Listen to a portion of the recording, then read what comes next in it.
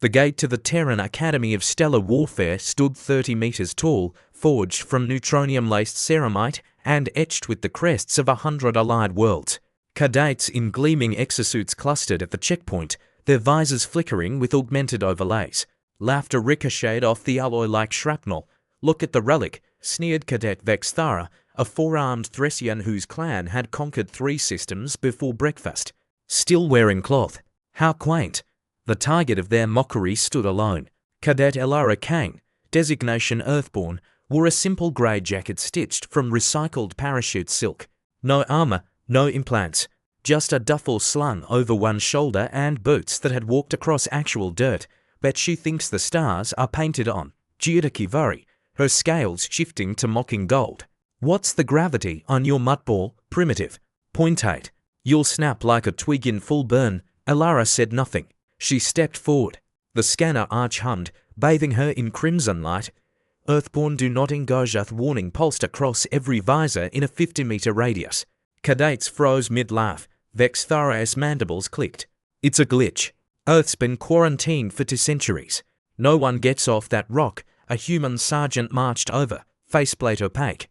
"Kane, step back. Protocol is outdated," Elara said. Her voice was soft, steady, the kind of calm that comes after surviving things louder than words.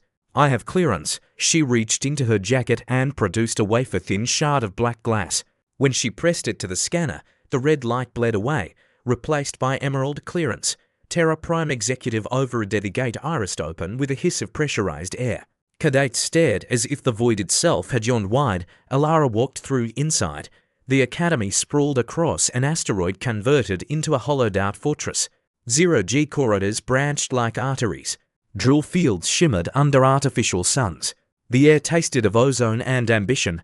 Her assigned quarters were a coffin-sized pod in the Earthborn wing, empty except for her. She dropped her duffel. Inside, 1 paper book, 1 knife carved from meteoric iron, 1 photograph of a blue-white marble scene from lunar orbit. Orientation began at 0500 ship time. Elara arrived early. The lecture hall filled with cadets from every corner of the spiral arm. When she took a seat, conversations died. Commander Draven entered.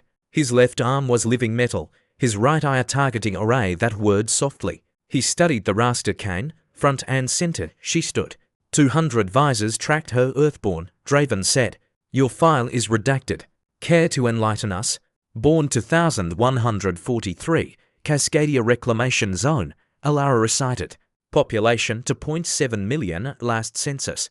No orbital infrastructure. No FTL. We walk to school uphill both ways." Snickers. Draven's eye clicked. "Your aptitude scores are off the charts." "How?" "We test differently on Earth. Survival is the exam." He gestured to the holopit. A simulation bloomed. A Thracian battle cruiser under siege by nanite swarms. "Neutralize the threat." "Standard loadout." Cadets smirked. Standard loadout meant plasma rifles, grav boots, neural-linked drones. Elara's loadout, per regs, was whatever she carried. She stepped into the pit wearing her jacket. The swarms descended millions of silver motes, each a self-replicating shredder. Cadets watched, expecting a quick response. Elara knelt, pressed her palm to the deck. The floor was alloy, but she treated it like soil. From her pocket she drew a handful of grey powder ash from Mount St. Helens, mixed with iron filings. She blew it into the air. The nanites faltered. Their sensors overloaded on ferromagnetic particulates. While they recalibrated, Elara drew her knife and carved a spiral into the deck plating. She spat into the groove saliva laced with engineered bacteria cultured in her own gut. The bacteria bloomed, releasing a phage tailored to the swarm's replication code. In 30 seconds the silver cloud turned rust red and rained harmless flakes. Simulation complete. Time, 0:47. The hall was silent. Draven's metal fingers drummed. "Unorthodox. Effective," Elara said. Training accelerated. Cadets paired for 0G combat. Elara's partner was Vexthara, who arrived with 4 monomolecular blades humming. "Try not to die too quickly, Mud Dweller." They launched into the sphere. Vexthara moved like a storm, limbs blurring. Elara drifted, seemingly helpless. At the last second she twisted, using the Thracian's momentum to sling her into the wall. Vexthara's blades sparked uselessly against ceramite. "How?" the alien hissed. "On Earth, We learn to fall before we learn to fly. Word spread. Earthborn. Do not engage. The label became a dare. Week 3. Fleet Tactics. Cadets commanded frigates in simulated battle. Alera's ship was a Relica pre-collapse hull with chemical rockets and no eye, her opponents. 3 state-of-the-art destroyers crewed by top cadets. They boxed her in. Railguns hot. Alera's voice over comms was calm. Initiating Kessler Protocol, she fired her rockets not at the enemy, but at her own debris shield. Shards of alloy spun outward, a glittering storm. The destroyer's point defense lasers shredded the cloud, but the debris multiplied, ricocheting. One destroyer lost sensors. Another took a shard through engineering. Alera's relic slipped the net, engines coughing blue fire. She boarded the flagship through a maintenance hatch, knife in teeth, moving like a shadow. Simulation end. Victor. Earthborn. The cadets stopped laughing. Month 2. Survival drop. Planet XA9. Atmosphere toxic. Gravity 1.8 grams. Cadets deployed with full kit. Alera's pod malfunction chute failed. No beacon. She hit the surface at terminal velocity. Search teams found her 3 days later, sitting atop a lava tube, roasting something that had once had too many teeth. Her jacket was scorched but intact. How? Draven demanded. On Earth, we call it Tuesday. The final exercise. The Gauntlet. A live-fire crucible through the asteroid's core. Nanite mines. Drone sentries. 0 visibility. 1 cadet per hour. Best time wins commendation. Vex Thara went first. 1842 impressive. Elara volunteered last. She entered the dark carrying nothing but her knife and the paper book inside. The Gauntlet adapted.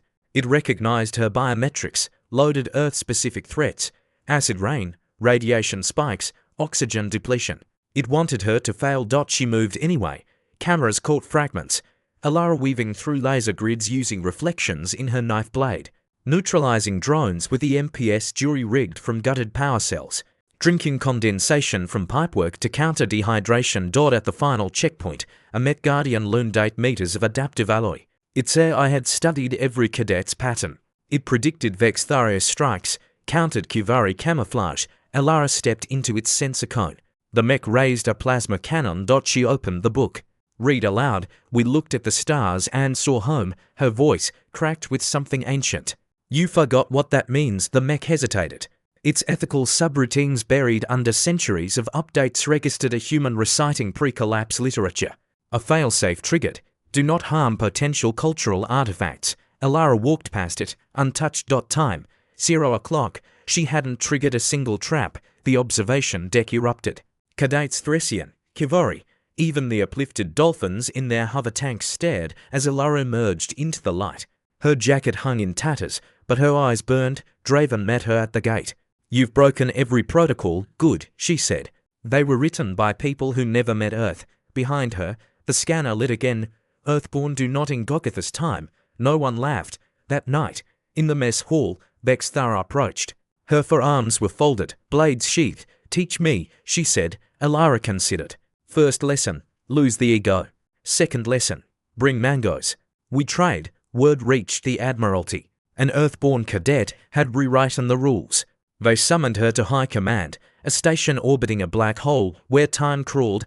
Admiral Core, a crystalline being whose thoughts sang in ultraviolet. Studied. Alara cross a void. Your world is a myth. Core pulsed. A cautionary tale. Myths don't graduate top of the class. Alara replied. We cannot allow primitives to. I'm not primitive. I'm post-collapse. There's a difference. She placed the paper book on the table. Its pages fluttered in the artificial breeze. This survived orbital bombardment. So did we. Your empire is built on ships and stations. Ours is built on stories. Guess which one outlasts? Core's facets dimmed. What do you want? Recognition. A seat at the table. And one ship. Just one. To go home. Silence. Then, granted, the ship was old pre-collapse, like her simulation frigate. Chemical rockets, no eye, hull patched with asteroid iron. Cadets lined the docks to watch her launch. Vex Thara stood at the front, for arms raised in salute. Alara boarded alone. At the helm, she opened the book to a blank page. Wrote in charcoal, we were mocked at the gate. The scanner lit red, we walked through anyway. She fired the engines. The ship groaned, then leapt toward the stars. Behind her, the Academy changed its signage. The warning now read, Earthborn engage at own risk somewhere, on a blue-green world spinning around a yellow sun. Children looked up as a new star flared in the night. They didn't know its name yet, but they felt it. Home was coming back.